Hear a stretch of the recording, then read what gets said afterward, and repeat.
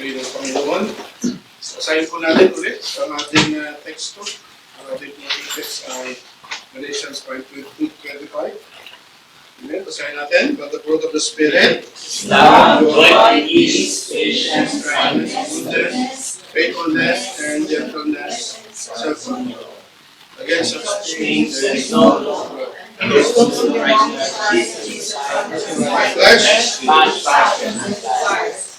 the media spirit, There is also keep Tuloy tayo po yung magandang dalangin. Hallelujah.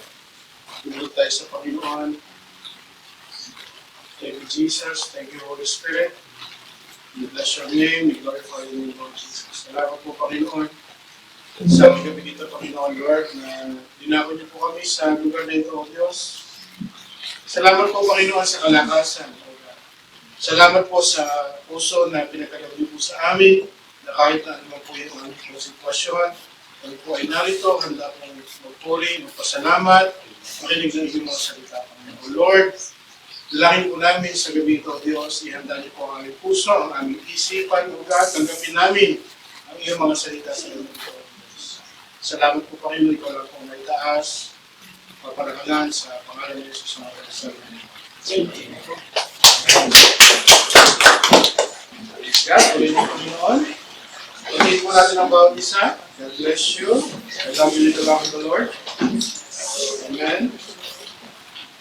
Praise God. Sige po, tayo po ay dadako na sa ating, okay ba yung ating yung sound? Okay ba yung sound? Hindi ba rin nila napapakinggan? Konti lang. Alright. Siguro, mag-set ba tayo ng isa pang call? Anyway, sige po, ang ating pong mensahe ay patungkol pa rin po sa Fruit of the Spirit. Fruit of the Spirit series. Natapos na po tayo sa introduction natin, ng background about the Galatians. Natapos tayo sa love, joy, peace. Ngayon po ay patience. Siguro pagkatapos ng series na ito, ay kausado na natin itong verse na ito. Ulit-ulit natin pinabasa. Kaya ba, but the fruit of the Spirit is love, joy, peace, patience, kindness, goodness, faithfulness, gentleness, and self-control. alright, ang ating pong pagtutunang pansin ay patience. Ang Tagalog ay pasensya or pagtitiyaga. Okay, katiyagaan. Let me just share a short story about that. A man was walking through a supermarket with a screaming baby in the shopping cart. So nag-hihiyaw, nag-hysterical yung kanyang anak. A woman nearby noticed that. Time and again, the man would calmly say, yung tatay, ang laging sinasabi, keep calm, Albert, keep calm, Albert. Sabi ng very patient yung kanyang tatay. Finally, in admiration, natuwa yung nakikinig na babae, ang galing naman yung tatay, of man's patience, she walked up to him and said, "Sir, I must commend you for your patience with baby Albert." The man replied, "Madam, I am Albert." So, ibig sabihin, ang pinapa-calm niya yung kanyang sarili kasi baka magwala siya. We live in an age where patience is becoming an extinct virtue. Nawawala na, nagiging extinct na yung pagiging patient natin, pagiging pasensyoso, hindi na tayo nagiging matiyaga. People desire instant gratification. Di ba? Gusto natin lagi instant, mabilis. Kapag konting antay lang, nagagalit na tayo, ayaw na natin. Okay? Instant coffee, instant noodles, fast food, everything must be quick and immediate. Nawawala na nga yung virtue ng pag-iintay or pagtatiyaga, pagiging pasensyoso.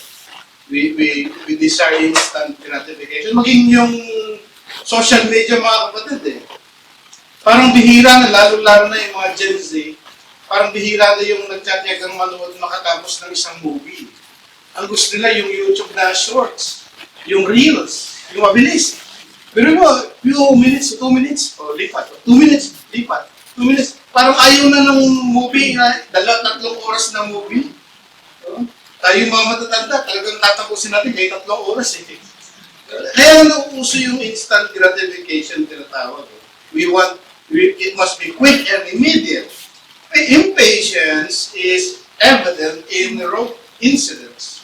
Yung mga road rage na tinatawag.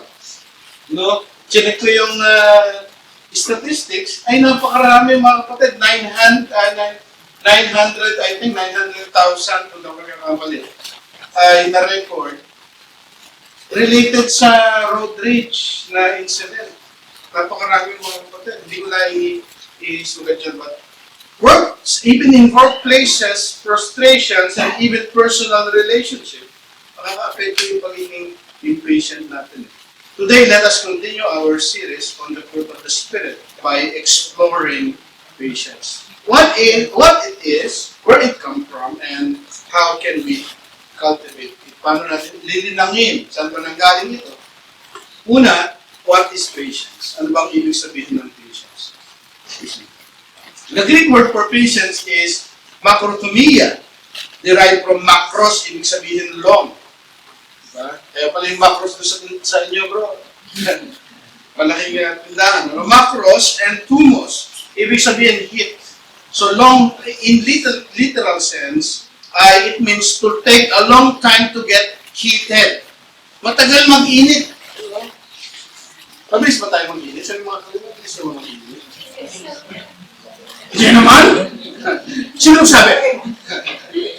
Para na. Hindi naman eh. Okay. So, ang literal, na ibig sabihin pala, from the Greek word pala, makikita na natin yung very definition ng patience. Makros means long, thumos means heat. So, it takes time for you to get heated. Or long-suffering. Yan ang literal translation.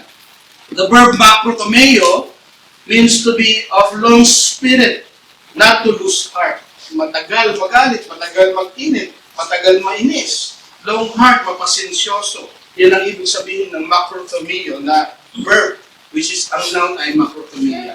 Alright? Ang etymology niyan, nanggaling sa makros, long, thumos, and heat. That means to take long time to get heated. Isang illustration yan, yung titanium. Yung titanium, mga kapatid, is a lustrous transition metal which is silver in color. Titanium alloy have high tensile strength to weight ratio, good toughness, extraordinary resistance to corrosion, and an ability to withstand extreme temperature of 600 Celsius plus. Yung katindi yung kaya ginagamit yung titanium eh. Kasi hindi madaling masunog, hindi madaling mag-init. Titanium ka ba? Dapat ganun pala yun. Hindi ka kasi madaling magalit po. Diba? So yung titanium, yan yung example, yan yung illustration natin, na hindi madaling mag-init. No, nakaka-withstand sa heat, sa pressure. Yan po ay, yan ang magandang illustration. Titanium is now used in fastening elements, airplane, and landing gear. Kasi nga, hindi madaling mag-init, ano? Hindi madaling mag-corrosion of airplanes. Not just aircraft parts and frames are made from titanium. Aircraft engine manufacturers are also starting to use titanium. Kaya napakaganda ng titanium, hindi ka kasi madaling. Kasi napakainit nung nilalabas, binubuga ng makina ng aeroplano. Patience means waiting. Intindihin natin anong ibig sabihin ng patience, ng katiyagaan. Una, patience means waiting, pag-aantay. Okay? Patience is closely related with time. Pag binasa mo yung patience sa Biblia, yung concept ng pag-aantay laging nandun eh. Pag ang context niya ay patience, palaging may nag-aantay, may ano. Therefore, it has something to do with waiting. Pag sinabing patience, merong pag-aantay. Romans 8:25, ang sabi dyan mga kapatid, but if we hope for what we do not see, we wait for it with what? Patience. So, ang isang unang ibig sabihin ng patience ay pag-aantay. Ang tanong, marunong ba tayo mag-antay? O hindi tayo marunong mag-antay? Nagmamadali palagi. You know? Sabi dyan, napakaganda, for what we do not see, we wait for it with patience. Nag-aantay tayo ng ating mga bagay na inaasam-asam. Iniintay mula sa Panginoon, and we wait it patiently. Psalm 130 verse 5, ang sabi niya mga kapatid, I wait for the Lord, my soul waits, and His word ay nag-aantay din tayo sa pangungusap ng Panginoon, pagkilos ng Panginoon sa ating mga buhay. Learn to wait and do not act carelessly. Amen? True patience is waiting without worrying. Yan nga sabi ni Chuck Swindoll. Ang ganda. True patience is waiting without worrying.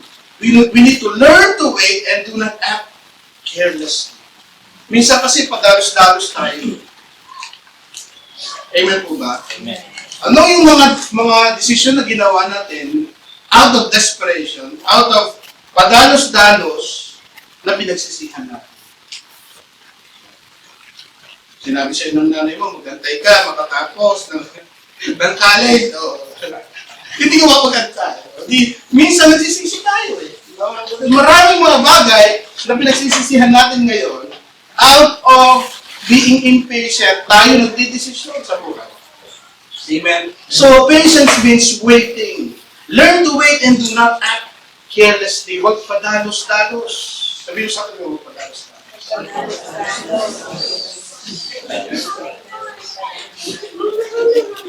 Ang tunay na patience daw mga kapatid, true patience is waiting without worrying. Madaling mag-antay minsan eh.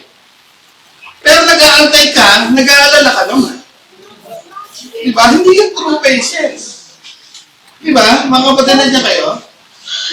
Andiyan pa ba kayo? Amen. Minsan nag-aantay ka eh. Pero tumatakbo, pagod na pagod yung isipan mo. Bakit? Hindi ka nag-worry ka eh. So hindi yun ang true patience. Ang true patience is what you are waiting, pero hindi ka nag-worry. Kasi nga nag-aantay ka patiently. Yun ang tunay na patience. Isang example natin dyan is, a potter takes a lump of clay and molds it with care. Then the clay is placed into the fire to harden. If removed too soon, the pot remains weak and fragile. Only through the right amount of heat and time does it become strong and useful. Yung pot daw, mga kapatid, isang napakagandang illustration. Kapag hindi sakto yung oras ng pag-alis mo o sa iyong hinuhulma, ang mangyayari magiging fragile. Hindi magiging matibay yung pot. No? So we need to wait patiently for God's timing. Amen? Huwag natin unahan si Lord sa mga plano niya sa buhay natin. Kung nais ni Lord na i-promote ka, antayin mo si Lord. Huwag mong i-grab. Ay, hindi, sisip-sip na lang ako. Kasi napopromote yung mga kasama ko sa trabaho. Eh kasi malapit sila sa amo ko eh. Kailangan ko rin dumiskarte. You know what, wait patiently for the Lord. Matuto tayo maging pasensyoso, matiyaga. No? Wait patiently for God's timing. May correct timing, may right timing ang Panginoon sa buhay natin, mga kapatid. Huwag natin siyang unahan. Number 2, patience means trusting. Ang pagpapasensya, ang katiyagaan, ang ibig sabihin din po yan, ay pagtitiwala sa Diyos. When you trust God, you do not act on your own wisdom. Amen. Pagka ang isang tao nagtitiwala sa Diyos, hindi yan dumidiskarte yung sariling God sa galing sa Kanya, mga kapatid. No? Psalm 37 verse 7, sabi dito, be still before the Lord, And wait patiently for Him. Fret not yourself over the one who prospers in his way, over the man who carries out evil devices. Minsan, kapag nanonood tayo ng mga vlogger sa Facebook, ang yaman, di ba? Parang parang gusto mo, nahihinggit ka. Sabi nito mga kapatid, do not fret. Tapos makikita mo kung anong diskarte nila. Ayun, magpo-promote ng sugal, ano? Tapos pag nakita mo, siya, Ferrari, Lamborghini, mga nagtatalo si Karis at si Lava at si India tayo. Lamborghini, hindi Lamborghini, Lamborghini. Basta bahala. Okay. So, basta hindi na tayo mabibili yan. Minsan parang gusto mong mainggit, di ba? Pero mga kapatid, sabi dito, ang pagtitiwala sa Diyos ay, ang pagiging pasensyoso o matiyaga, ay kasama nun ang pagtitiwala sa Panginoon. Ang ibig sabihin mo, when you trust God, you do not act on your own wisdom. Hindi yung saganang sarili mo, yung karunungan.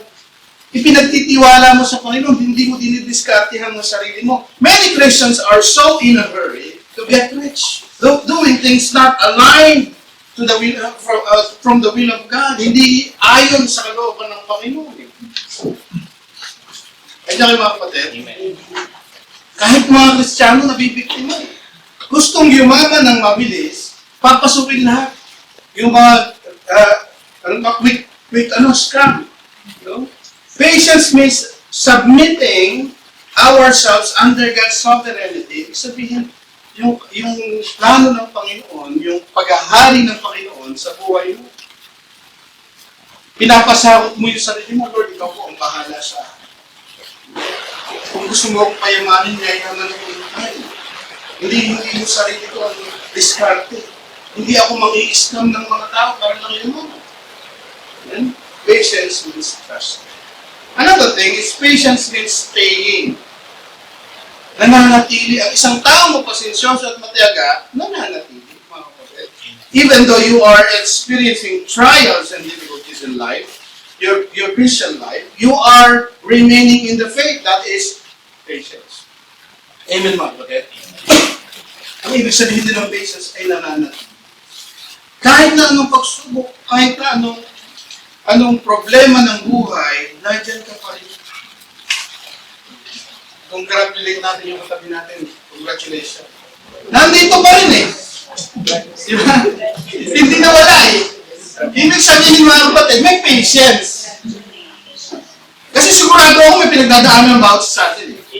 Pero nananatili, ibig sabihin you are patiently waiting for God. James 1:12 sabi dyan, blessed is the one who perseveres under trials, because having stood in the test, the person will receive the crown of life that the Lord has promised to those who love.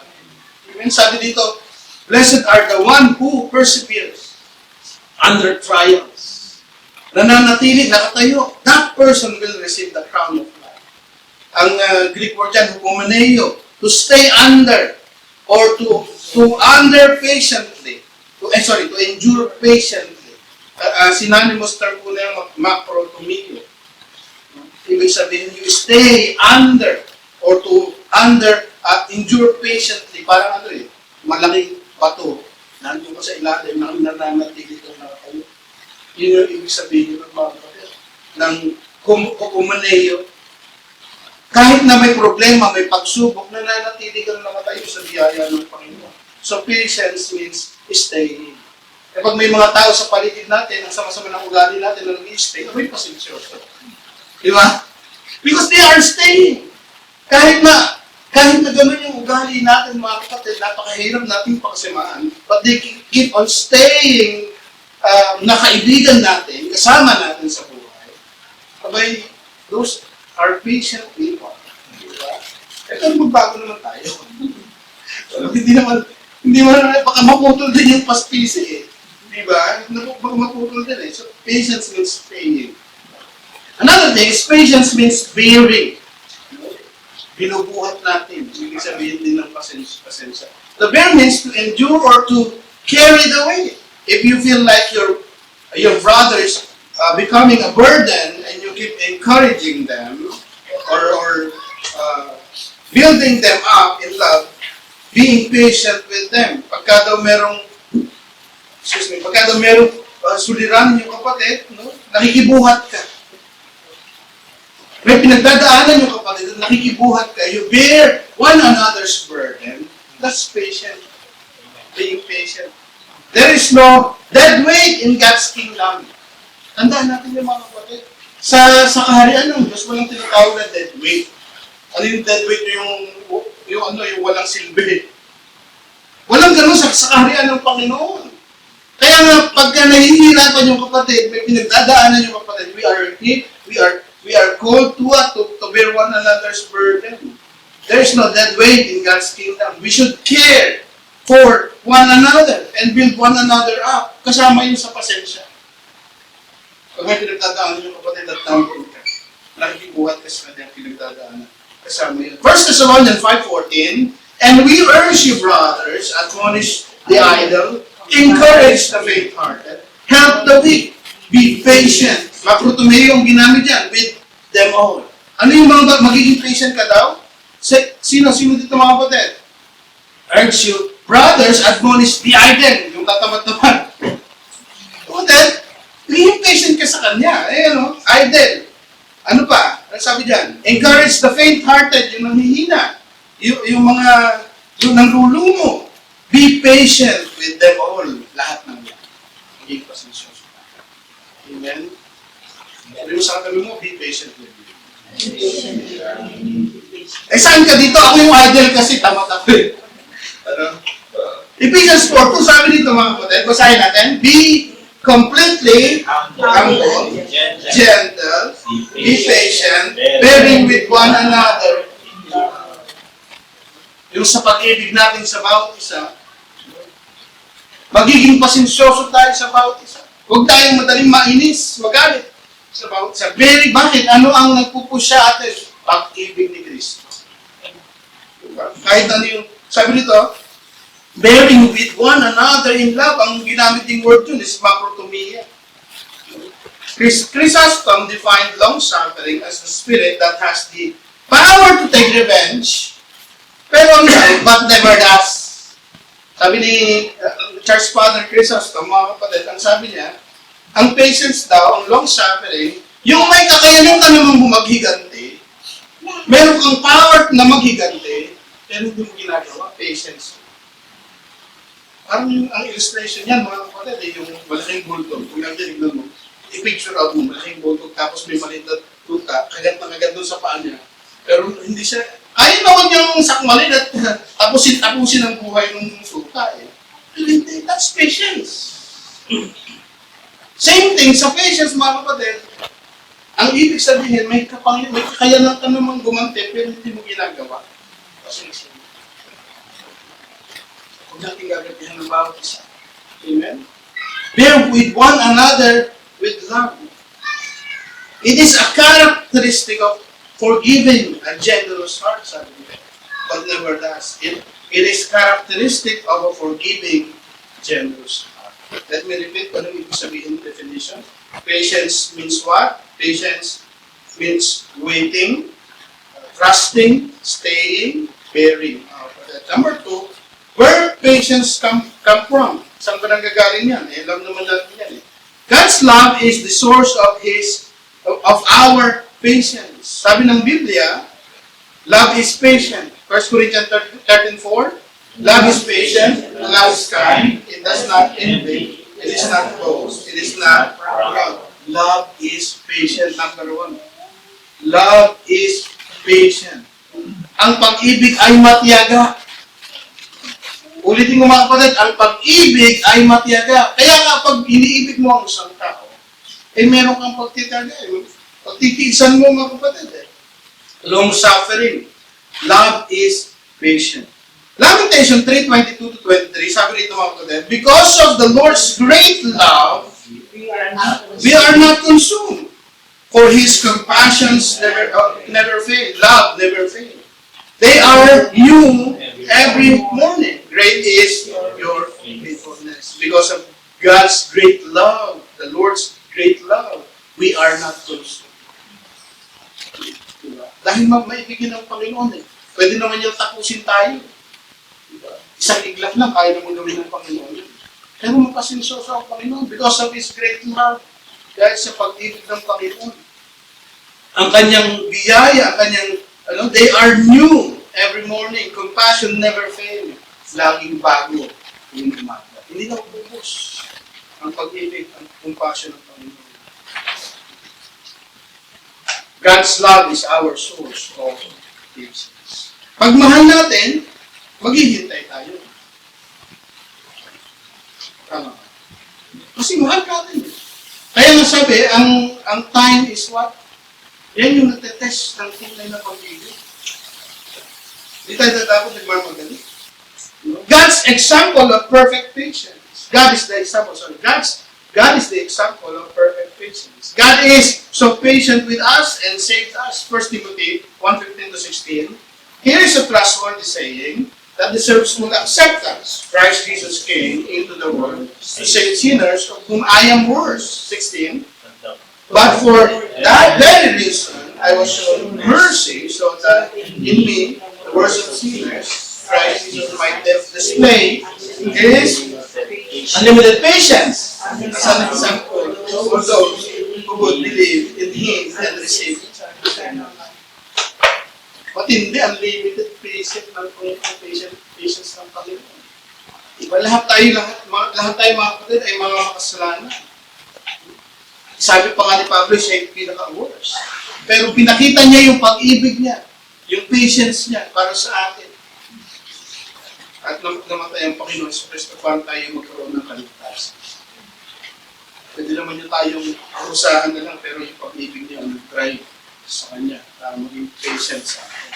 God is still patient with us. He wants us to repent. With all people actually. Pwede namang dumating na tapusin na ni Lord lahat ng bagay dito sa mundo. Pero hindi. Patient pa rin siya.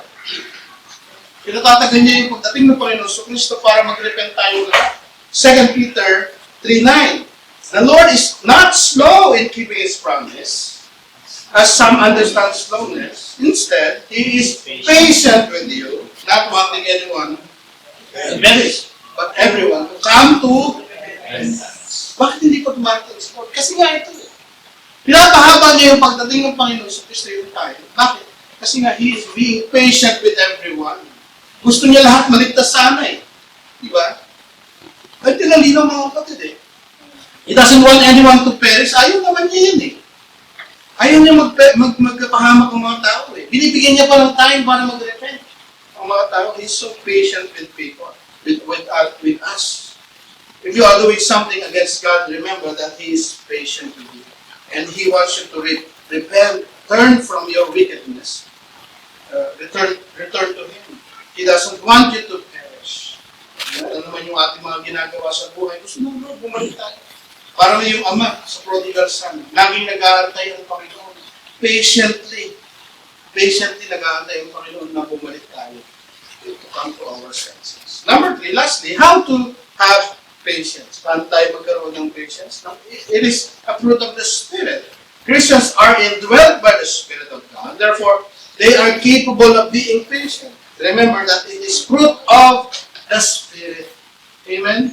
Hindi bunga ng banal na Espiritu. Kapag tayo ay niregenerate na ng Panginoon, na born again na tayo, automatically, nananahan ng banal na Espiritu sa atin at magbubunga ang banal na Espiritu sa ating mga buhay. Depende na nga lang yun kung tayo ay nagpapasakop sa Panginoon para maging malago yung bunga ng Espiritu sa atin. Colossians 3:12, sabi dyan mga kapatid, basahin natin. Therefore, people, holy and pure, clothe yourself with compassion, kindness, humility, gentleness, and patience.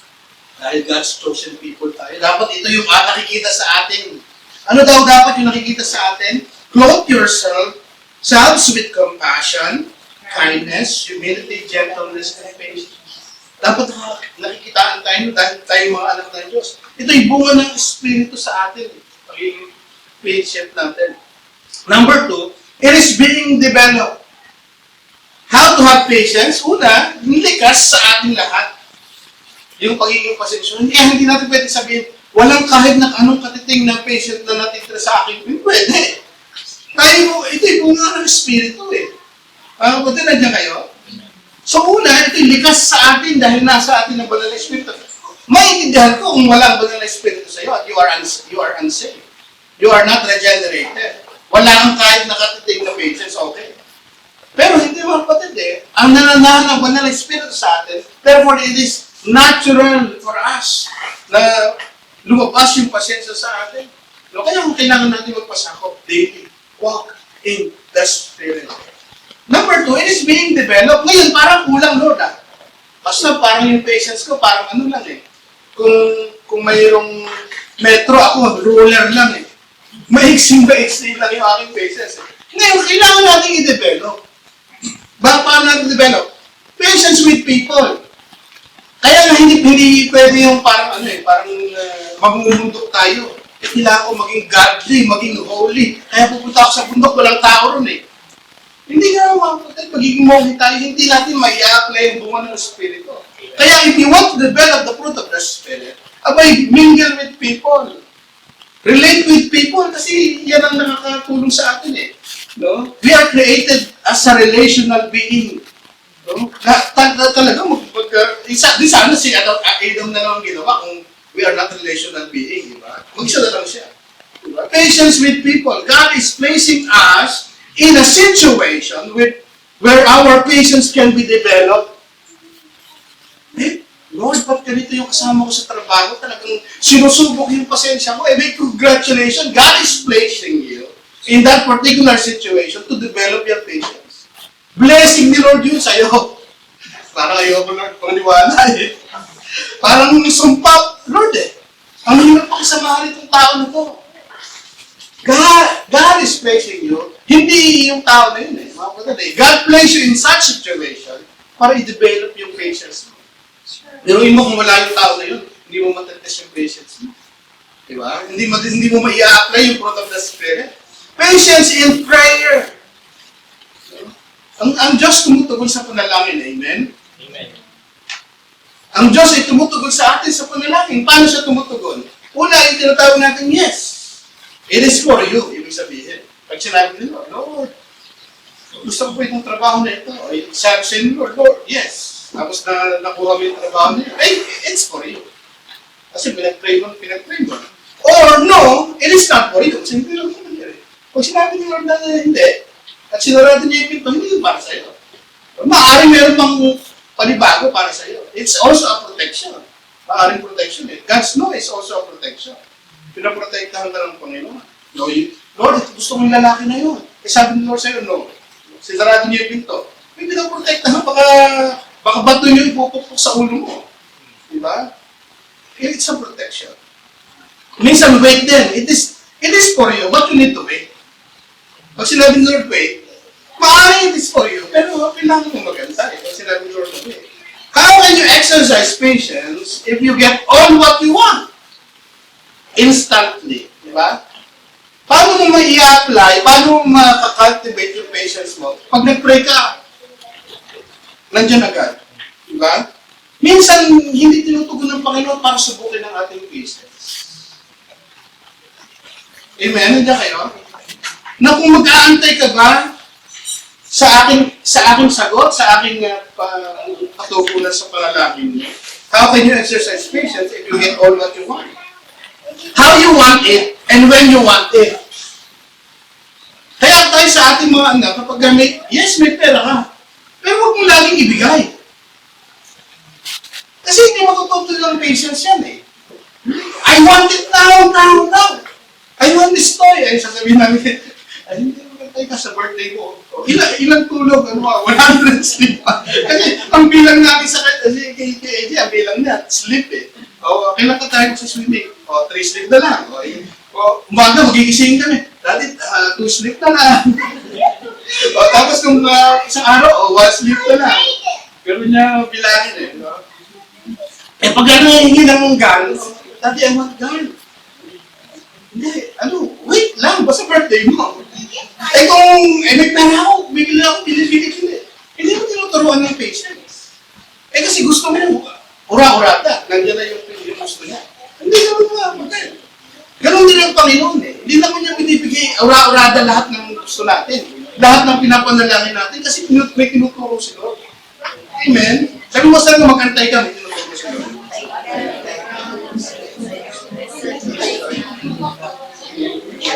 Gusto natin ura-urada eh.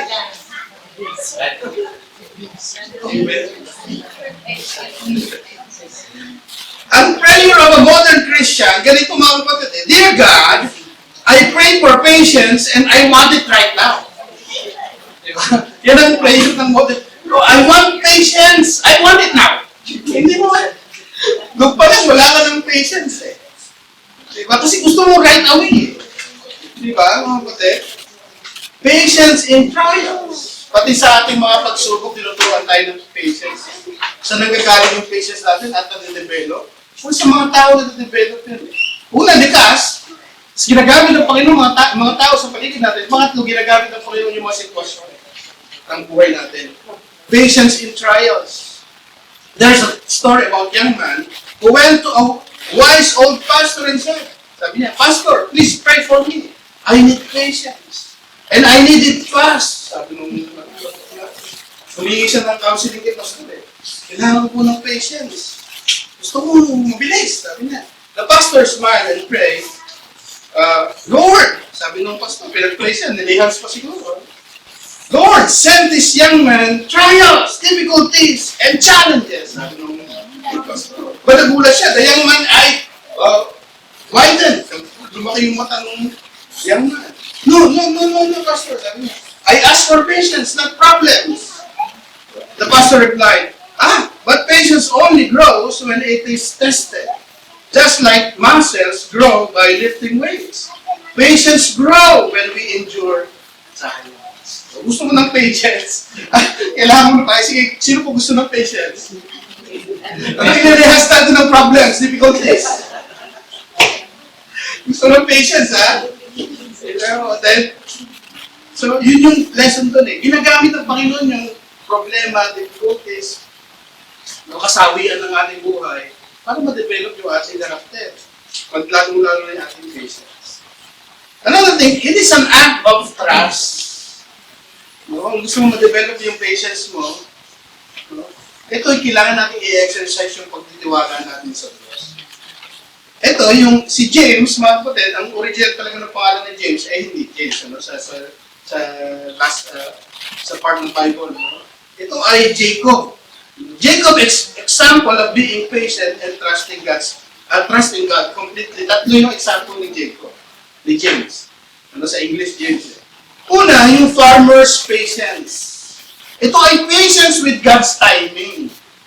So, una, patience with God's timing. Sabi ng James 5:7, basahin natin. Be patient, ano ba? 5:7 ng James, be patient then, brothers, until the Lord's coming. See how the farmer waits for the land to yield its valuable crop, and how patient he is for the autumn and spring rains. God's timing is not the same with our timing. Yung timing ni Lord, hindi katulad ng timing mo. Eh, basta sabihin mo, Lord, parang ang tagal. Lord, ang tagal ng breakthrough ko. Ang tagal ng promotion ko. Ang tagal ng increment ko, Lord. Ang tagal ng answered prayer ko. Yung timing mo, hindi timing ni Lord eh. Wait patiently with God's timing. Para kang farmer. Number one example ni James. Farmer. Nag-aantay ka sa tamang panahon. O, ano yun? Wait patiently with God's timing. Do not think you know better than God. Minsan na, Lord, ba't ganito? Ba't ganyan? Bakit wala pa, Lord? Eh, parang mas alam pa natin kaysa kay Lord. Whatever season we are in right now, just patiently wait for God's timing. Soon you will harvest. Parang tagtuyot pa rin na. Wala pang harvest, wala pang bunga, wala pang nakikita. Wala pang Galatians 6:9, sabi dito. Let us not become weary in doing good. At the proper time, we will reap a harvest if we do not give up. Huwag tayong maginawa. Mag-antay tayo. Pangalawang example ni Jacob sa patient, prophet's patience. Ano ibig sabihin ng patience with God's word? With God's word. Sa pagkilos ng Panginoon, nag-aantay ka. Ano ibig sabihin yan? James 5:10, brothers, as an example of patience, puro example of patience to. In the face of suffering, take the prophets who spoke in the name of the Lord. Patience with stiff-necked people. Prophets' patience yun. Minsan, nabuprostrate tayo pag ang mga tao sa paligid natin hindi nagbabago. Lord, parang hindi nagbabago. Lord, parang baby Christian pa rin. Hindi nagbabago. But be patient. There are people that is really slow to change and we usually get annoyed and impatient. Lagi tayo na naging location. Tapusin ko na kaya buhay nito, Pastor. Ang tagal maybe pa rin ilang taon na Di ba? Ito yung prophet's patience yan. May mga stiff-necked people talaga pero yung prophet's patience na tinuturo ni Jacob, sabi, magtiwala tayo sa mood ng Panginoon sa buhay ng tao na yun. May time rin yan. May araw ka rin. May araw siya kay Lord. Hindi tayo magtatapos. May araw siya kay Lord. Remember Jonah? He became fed up with people in Nineveh and he got angry with God, giving them second chance. Diba si Jonah? Naging impatient sa mga Ninevites sa mga taga-Nineveh. Hindi nila deserve Lord yung ganun yung nasa mind ni Jonah Kaya ayaw niya pumunta na inutusan si Lord, pumunta sa Nineveh, pumunta siya sa kabila. Diba? Tumakbo siya sa kabila, opposite side. Bakit? Impatient siya sa mga taga-Nineveh. Ang nasa isip ni Jonah, they don't deserve second chance. Kaya ganun siya sa mercy ni Lord. Biruin mo yun. Kaya na, pag pinag-aralan natin Jonah, ganda ako today. Our time is different from God's time. We might not see it, but God is doing something in their lives. Minsan, hindi mo nakikita Pero kung may kilos Lord sa buhay mo. Now, lastly, Job's patience. Anong patience niya? Patience with God's testing. Yung test ng Panginoon. Yung patience daw ni Job. Pangatlong example niya. James 5:11, basahin natin. Dito tayo, last verse natin. As you know, we consider blessed those who have persevered. Job's perseverance have seen what the Lord finally brought about. The Lord is full of compassion and mercy. Anong patience yan? Patience with God's testing. May mga pagsubok pa tayo dinadaan, maging patient tayo. Pinagdadaan tayo ng Panginoon. May breakthrough ibibigay sa Lord after that. God is testing the genuineness of our faith. The word used in Greek is "bomeneo," which means to stay under pressure. Kahit na matindi pinagdadaanan natin, manatili tayo, maging patient tayo. Dahil pinagdadaan tayo ng Panginoon yan for a purpose. Maaaring hindi natin maintindihan. Kasi yung reading ko ngayon, ako na nasa Job lang. At hindi yung discussion ng mga kaibigan ni Job at ang Panginoon nakisali sa discussion. Anong ibig sabihin ng suffering? Yun yung pinag-uusapan nila. Bakit nagsasuffer at isang tao? O yung mga kaibigan niya, sinasabi sa kanya, dahil makasalanan ka. Siya naman, pinagtatanggol niya yung sarili niya. Si Job, hindi ako makasalanan. Ang hahaba ng kanilang argument, ang ganda ng kanilang mga arguments, pero sumagot ang Panginoon, hindi yun naiintindihan. Yun lang ang sagot ng Panginoon. Pag pinag-aralan mo yung sagot ng Panginoon, napakaganda, ang haba. Ikaw ba makakamtan mo ba? Ikaw ba ay nandyan nung nilikha ko mundo? Mapapatay mo ba si Labiatan? Mga ganun yung mga example ni Lord Ang ibig sabihin lang ni Lord, hindi mo naiintindihan, wala kang wisdom para maintindihan yung mga nangyayari sa bagay. Ako ang nakakaalam. Ang anong ibig sabihin, minsan hindi tayo natin maiintindihan ng suffering. Nagsasuffer tayo mga kapatid, minsan hindi natin maiintindihan. Pero kailangan natin pagtiwalaan ng Panginoon. He is all-knowing God. Alam niyo lahat ng nangyayari sa atin. Kahit hindi mo maintindihan, para walang dahilan, pero ipagtiwala natin sa Panginoon. Let me close this message, mga kapatid. How is your patience? Are you becoming impatient? Do you get irritated quickly? Being patient is an act of trusting God's sovereignty. Wait for Him. Put your trust and hope upon God. Let us also exercise our patience towards other people and be lenient with them. I-exercise natin yung patience natin sa bawat isa. Maging pasensyoso tayo, matiyaga tayo sa bawat isa sa mga tao sa mga. Release the fruit of the Spirit. Let us all stand.